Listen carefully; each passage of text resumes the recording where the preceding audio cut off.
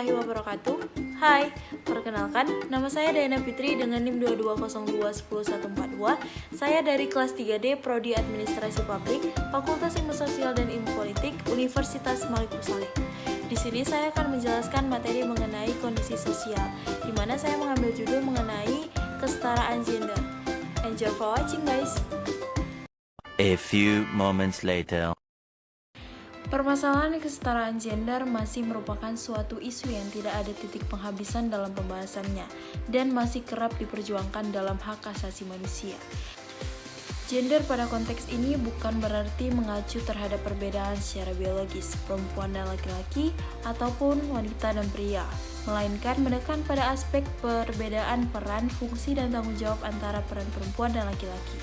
Namun perbedaan yang sering terjadi bukanlah mengenai hal tersebut, melainkan ketidakadilan yang dapat ditimbulkan akibat perbedaan tersebut, sehingga dapat merugikan salah satu pihak. Sebelum itu, saya akan menjelaskan apa itu kesetaraan gender. Gender merupakan keseluruhan atribut sosial tentang laki-laki dan perempuan yang merupakan hasil dari konstruksi sosial dalam masyarakat. Gender berbeda dengan seks, di mana seks merupakan jenis kelamin laki-laki dan perempuan secara biologis. Sementara, gender adalah perbedaan antara laki-laki dan perempuan secara sosial, yakni berkaitan dengan peran, perilaku, tugas, hak, dan fungsi dalam kehidupan bermasyarakat. Kesetaraan gender merupakan istilah yang umum dipakai dalam kajian gender untuk memperlihatkan pembagian yang seimbang dan adil. Kesetaraan gender merupakan keadaan di mana laki-laki dan perempuan memiliki posisi yang sama, sebanding dan setara dalam mendapatkan hak-haknya sebagai manusia dalam semua aspek kehidupan. Kesetaraan gender dari sudut pandang hak asasi manusia berdasarkan Undang-Undang Dasar 1945, Indonesia merupakan negara yang berlandaskan hukum dan bukan atas kekuasaan. Indonesia sebagai negara hukum harus memenuhi unsur-unsur dari negara hukum yang terdiri dari 1. Jaminan terhadap hak asasi manusia. Yang kedua, pembagian kekuasaan. Yang ketiga, pemerintah berdasarkan peraturan-peraturan hukum. Yang keempat, peradilan administrasi.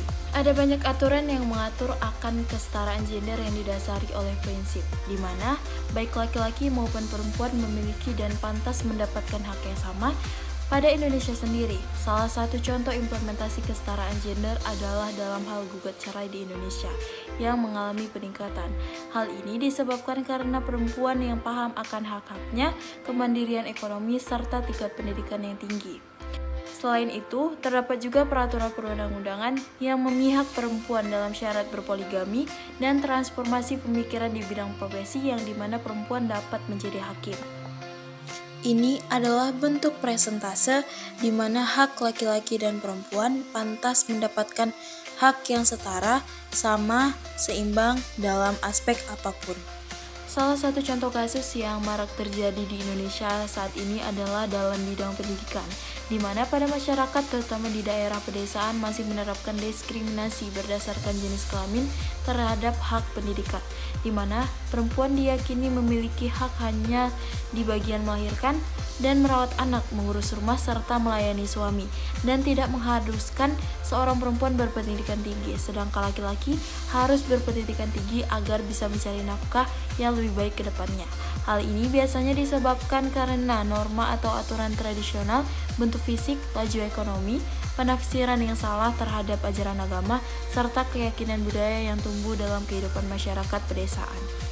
Ada beberapa faktor penghambat dalam implementasi kesetaraan gender ini, yaitu yang pertama, hambatan yang menyebabkan kesenjangan gender di Indonesia adalah akibat situasi budaya atau sosial yang masih menganut konsep patriarki di beberapa daerah di Indonesia, sehingga masyarakat menuntut bahwa perempuan lebih baik mengasuh anak dan mengurus keluarga daripada mencari nafkah. Hal ini juga akan mempengaruhi didikan dan pola asuh orang tua terhadap anak perempuan, dan rendahnya ekspektasi sosial terhadap perempuan dalam memasuki dunia kerja. Selain itu, masih rendahnya tingkat pengetahuan dan pemahaman perempuan mengenai hak yang seharusnya dia dapatkan juga merupakan hambatan dari terwujudnya kesetaraan gender. Mungkin itu saja yang dapat saya sampaikan. Jika ada kekurangan dan kelebihan, saya mohon maaf. Saya pamit undur diri. Thank you for watching.